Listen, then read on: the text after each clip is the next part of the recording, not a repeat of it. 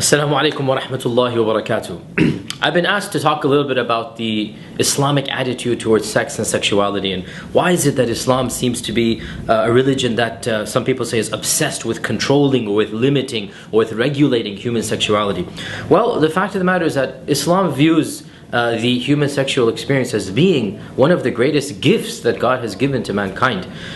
In medieval Christianity, some Christian theologians have actually considered sex to be something that is disgusting, that is a mortal sin that should only be engaged in for the base purpose of procreation of human species.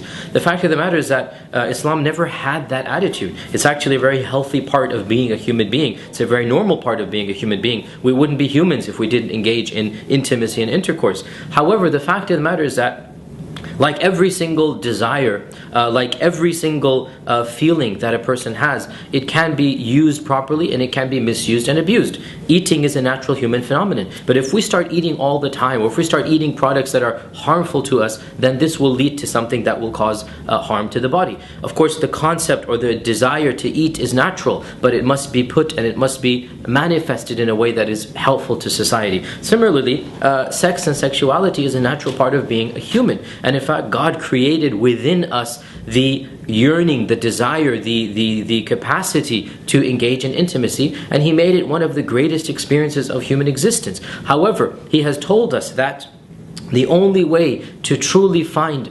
fulfillment in this act that is beneficial to the person and to the family and to society as a whole is to confine sexuality and to confine intimacy within the bounds of marriage. And therefore, Islam encourages healthy sexuality within marriage, and our Prophet Muhammad, peace be upon him, told us to get married. And he said that I strongly encourage all of you who are young to get married because He doesn't want us to try to fulfill these desires outside the bonds of marriage. And the fact is that God tells us, in fact, it is an act of charity. In other words, we get rewarded according to our religion. We get rewarded for being romantic. We get rewarded by God for being intimate with our spouses. However, if we engage in sexuality, if we engage in intimacy outside the bonds of marriage, this is harmful to the self, it's harmful to the family, and it's harmful to society. And we firmly believe, therefore, that as believers and as pious and righteous individuals, we should not be playing around with this. We should not be engaging in casual or loose intercourse,